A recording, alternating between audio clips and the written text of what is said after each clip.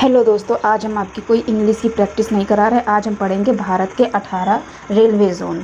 और डेली इसी तरीके की करंट अफेयर और इंग्लिश प्रैक्टिस के लिए हमारे चैनल को सब्सक्राइब ज़रूर कीजिए और लाइक कीजिए और अपने दोस्तों के साथ शेयर ज़रूर कीजिए। तो चलिए सबसे पहले जानते हैं कि रेलवे ज़ोन क्या होता है। तो मान लो भारत एक बहुत बड़ा स्कूल है। अगर पूरे स्कूल को सिर्फ एक प्रिंसिपल संभाले तो काम करना बहुत मुश्किल होगा। इसीलिए स्कूल को अलग अलग हाउस यानी red house, blue house, green house में बांट दिया जाता है।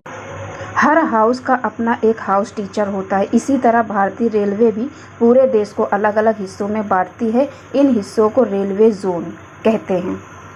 उदाहरण से समझते हैं। मान लो भारत में 18 बड़े रेलवे परिवार हैं। हर परिवार के पास अपनी अपनी ट्रेनें, स्टेशन, कर्मचारी और अधिकारी होते हैं। जैसे दिल्ली वाला हिस्सा एक जोन हुआ, मुंबई वाला हिस्सा दूसरा जोन हुआ, चेन्नई वाला हिस्सा तीसरा जोन हुआ। हर जोन अपने इलाके की रेलवे का काम संभालता है। रेलवे जोन क्यों बनाए जाते हैं? तो अगर पूरे भारत कि रेलवे को एक ही ऑफिस चलाए तो ट्रेनें देर से चलेंगी, शिकायतें नहीं सुनी जाएंगी, स्टेशन की मरम्मत देर से होगी। इसीलिए अलग अलग जोन बनाए जाते हैं।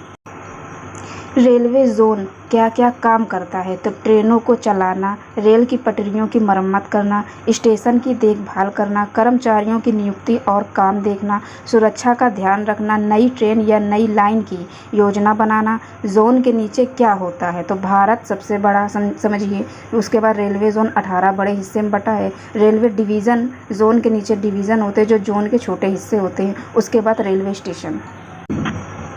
एक उदाहरण से इसको समझते हैं। मान लीजिए उत्तर प्रदेश के लखनऊ में स्थित नॉर्थ ईस्टर्न रेलवे एक रेलवे जोन है। इस जोन के अंदर कई डिवीज़न आते हैं, जैसे लखनऊ, वाराणसी, इज्जतनगर।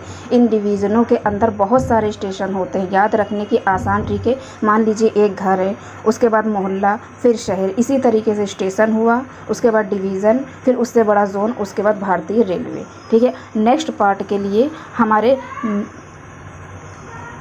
अब आगे हम 18 रेलवे जोन बताएंगे। उसके लिए नेक्स्ट पार्ट का वेट कीजिए। मिलते हैं नेक्स्ट वीडियो में।